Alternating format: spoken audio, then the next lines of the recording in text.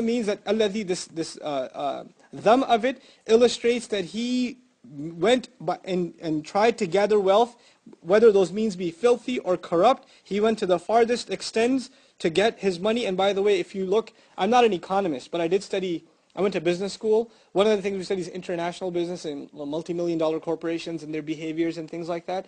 It's crazy, the kinds of oppression that people do in the name of a buck. The kinds of oppression people do in the name of a dollar, right? They, these kinds of labor factories and things like that. We read of stories where there's these child labor factories and they produce products that end up in malls in the United States, right? And they produce these things and child labor is being used to produce them. And if people try to get those kids out of there, they actually have money in their budgets to hire local militias to guard the factories so the kids don't escape. And that's part of their market, their planning strategy. And until the UN or somebody intervenes, it's going to stay business as usual.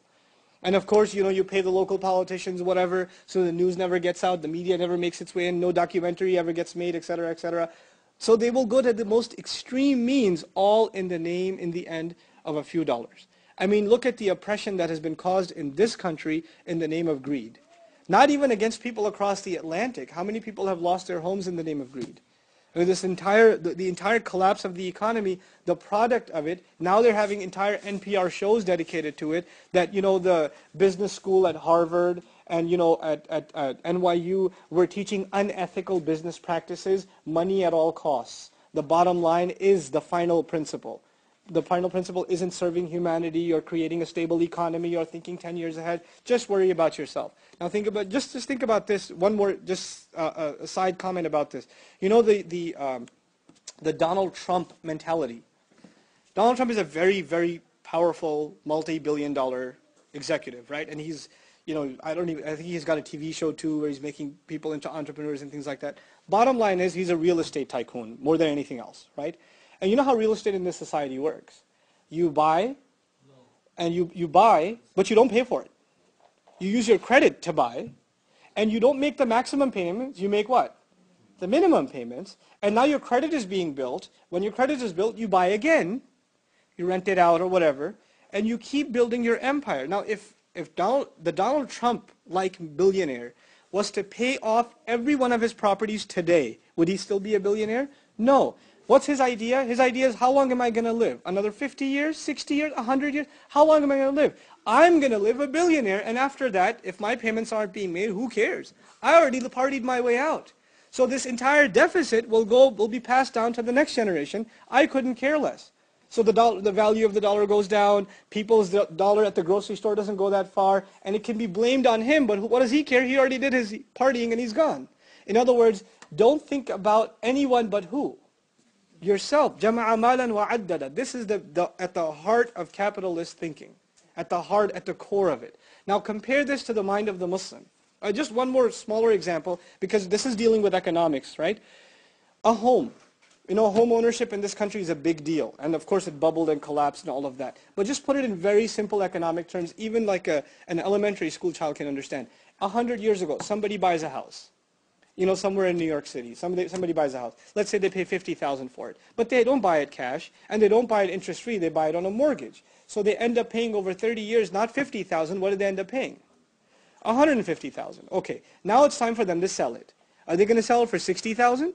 No, they ended up putting in $150, so they should at least sell for $200 and $250.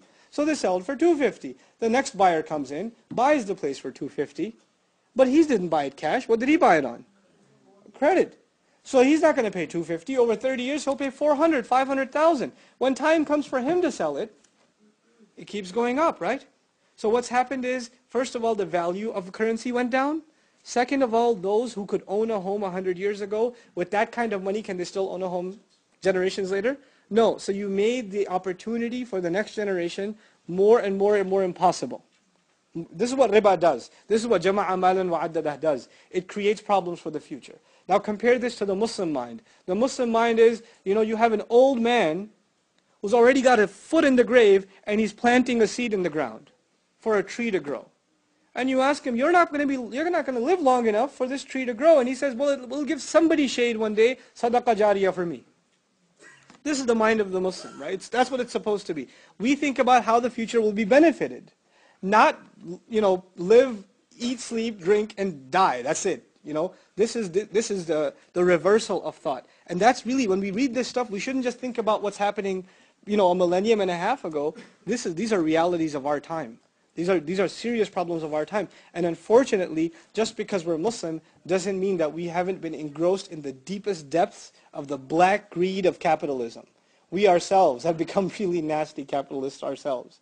And we don't think about the greater good and serving society and building the kinds of institutions, right? We've become people of الَّذِي جَمَعَ مَالًا وَعَدَّدَهُ. May Allah protect us from it and get us out of this mess. Okay.